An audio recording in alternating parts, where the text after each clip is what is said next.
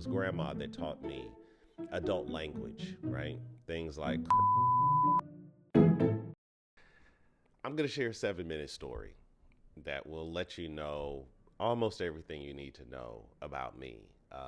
But I'll start with this. I am a nerd.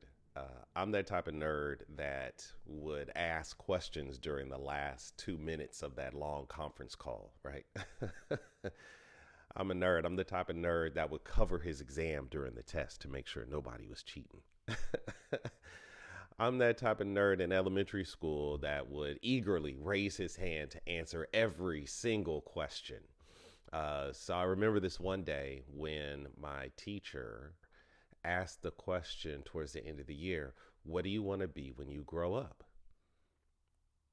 And for the first time, I was stuck. I didn't have an answer because I had never considered the question. And as the students were going around answering, thought maybe I could get some inspiration. So, the students would say things like, oh, I want to be a firefighter or a police officer. And I thought, wow, how brave. But it didn't get me any closer to what I wanted to be. Some of the students said they wanted to be a princess or a pirate. I thought that's super creative, but still, it didn't yield any results for me. So when it came to be my turn, I stood up loud and proud and confidently busted out in song. I don't want to grow up. I'm a Toys R Us kid. There's a million toys at Toys R Us that I could play with. From bikes to trains to video games. It's the biggest toy store there is. I don't want to grow up, cause maybe if I did, wouldn't be a Toys R Us kid. Some of y'all might remember that. And I thought that was great. The kids loved it. They're all cheering and singing along with me. I thought it was the best answer I could possibly give until I was sitting outside the principal's office. I realized maybe I need to take this question a little more seriously. So I went home to my grandma's house. I am of the latchkey kid generation. And being the child of a single parent home, oftentimes I went to grandma's house until mom got off of work. And grandma's house was like the center of gravity for our extended family. So some of the kids loved to be out front playing with the ball or the bikes. Other little cousins of mine loved to be inside playing with the dolls or the video games. But me, I like to be in the backyard. You see, my grandma had this little garden in the back, and I considered it like the laboratory of life, right? It was there that I had the chance to see tomato flowers turn into fruits. I was chasing after bees as they were pollinating her roses, you know. Her soil was so rich that I started digging a hole thinking that I could make my way all the way to China, just like Bugs Bunny. That was grandma's house. That was the garden. So on that day, with my head hung low, I'm in grandma's garden, and I asked her what she thought I should be when I grow up.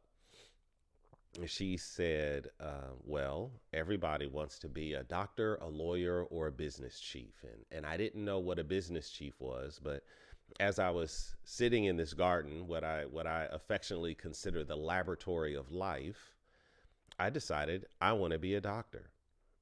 It was grandma who not only gave me the quality time, but she also sowed in me some seeds, seeds of excellence, not only ideas of what I could be, but who I could be. It was grandma that taught me adult language, right? Things like courage and commitment, creativity and imagination. It was grandma who taught me 4-letter words like the difference between hope and goal, the importance of love and life. It was grandma who taught me the difference between good and best. Grandma taught me the 4-letter word. She taught me faith. It is that faith the full assurance in the heart, they say. They gave me the confidence to travel to New Orleans, sight unseen, to attend Xavier University of Louisiana to pursue my interest in being a physician. It was faith that gave me the dedication to chase down that bachelor's degree in biochemistry and complete a master's degree in curriculum and instruction. It was faith that that fueled the imagination to take what I had learned in these hard sciences and convert them into becoming a career-long high school classroom teacher for the most part. It was faith that gave me the creativity to realize that I wasn't there to teach biology. I wasn't there to teach chemistry. I wasn't there to teach physics. No, I was there to teach Mydia Kashmir. I was there to teach Nafia Hamilton. I was there to teach Brian Luna. And that paradigm shift is what got me really on this path of passion to making an impact in education. It was faith that gave me the commitment to pass down these same values to my own son, like an inheritance, along with a little bit of Bitcoin. It gave me the courage, faith. It gave me the courage to leave the classroom and courageously take on entrepreneurship despite the challenges, right? Despite the statistics that say that more than 80% of businesses fail in the first 5 years. Black-owned businesses even more so. It's faith that lets me know that what I'm doing here and this mission that I'm on is worth the risk. So if you want to learn more about the Educator's House, you can click on the link below or above or wherever it is. Click on the link and I'll tell you about Educator's House in the next video.